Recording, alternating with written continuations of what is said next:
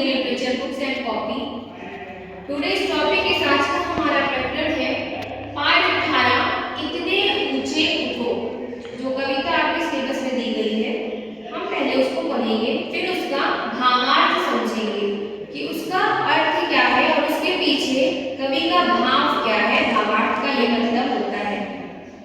चलिए पढ़ते हैं स्टूडेंट्स। पाठ 18 ओपन कीजिए। इतने ऊंचे उठो, इतने ऊंचे उठो कि जितना उठा गगन है, देखो इस सारी दुनिया को एक दृष्टि से, सिंचित करो धरा समता की भाव दृष्टि से।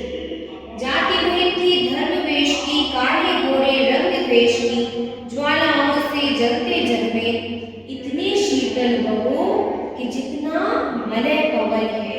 मलय पवन के बारे में आपको पता है, बताया था ना। लो अतीत से उतना ही जितना पोषक है, जीर्ण शीर्ण का मोह मृत्यु का ही द्योतक है। तोड़ो बंधन, रुके न चिंतन, गति जीवन का सत्य चिरंतन। धारा की शाश्वत प्रवाह में इतनी गति में बनो कि जितना परिवर्तन है। तीसरा देखिए स्टूडेंट्स, चाह रहे हम इस धरती को स्वर्ग बनाना, अगर कहीं हो स्वर्ग उसे धरती पर लाना। सूरज चांद, चांदनी तारे सब है प्रतिपल साथ हमारे, दो कुंभ को रूप सलोना, इतना सुंदर बनो कि जितना आकर्षण है। कवि इन पंक्तियों के माध्यम से ये कहना चाहता है कि मनुष्य को, व्यक्ति को निरंतर अपने चरित्र और व्यक्तित्व को महान बनाना चाहिए। वह पूरे विश्व के लिए, पूरे संसार के लिए समता व बंधुत्व का भाव रखे। यानी क्या होना चाहिए?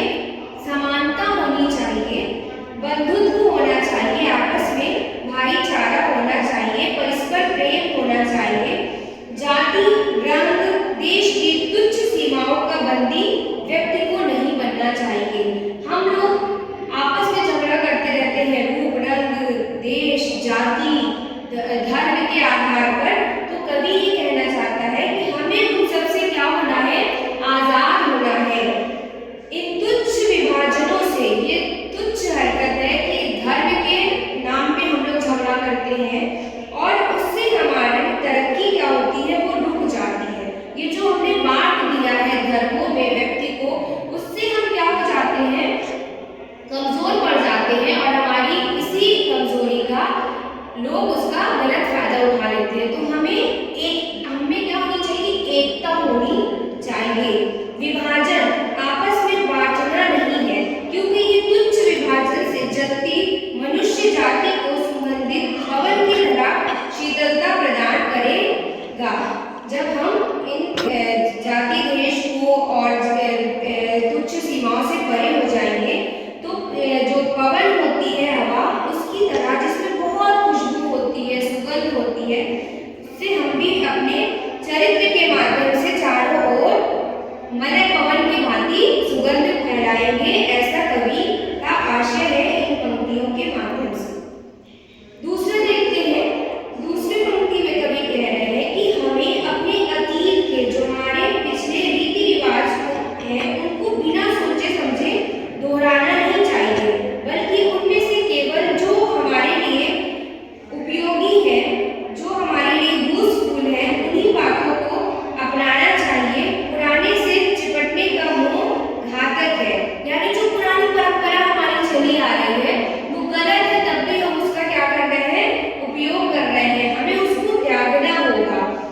हमें उसे ऐसे ही नहीं दोहराते रहना है बिना सोचे समझे, बल्कि उनमें से जो केवल अच्छी बातें हैं, जो हमारे लिए यूजफुल है, हमें वही ग्रहण करना चाहिए।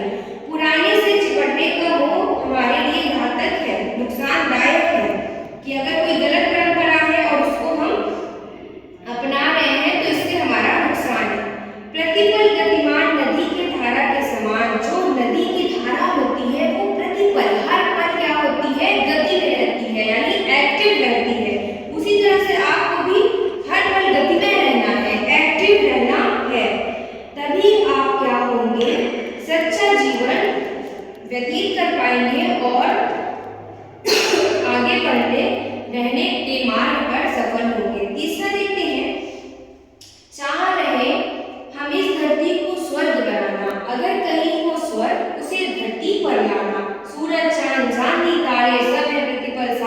हमारे दो कुंभ को रूप सलोना, इतना सुंदर बनो कि जितना आकर्षण है।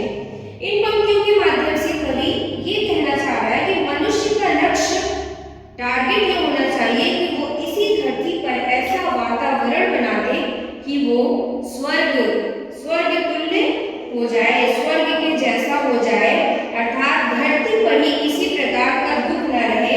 और पता है स्वर्ग में क्या है, हर तरह की अच्छाइयां हैं, सुख है, दुख नहीं है। तो मनुष्य को इस धरती को ही स्वर्ग के जैसा बनाना है और सुख, सौंदर्य, शांति व प्रेम का प्रसार होना चाहिए इस धरती पर ही। तो धरती को अपना मनचाहा रूप प्रदान करने में मनुष्य को सतत प्रयास करते रहना चाहिए, ऐसा कवि कहना चाहता है इन पंक्तियों के माध्यम से। आई होप आपको इतने ऊंचे उठो कविता का भावार्थ समझ में आ गया होगा। Understood everyone? ओके स्टूडेंट्स, तो आज का आपका गृह कार्य है पाठ 18 का शब्दार्थ और प्रश्न उत्तर लिखकर याद करना है। जब आप स्कूल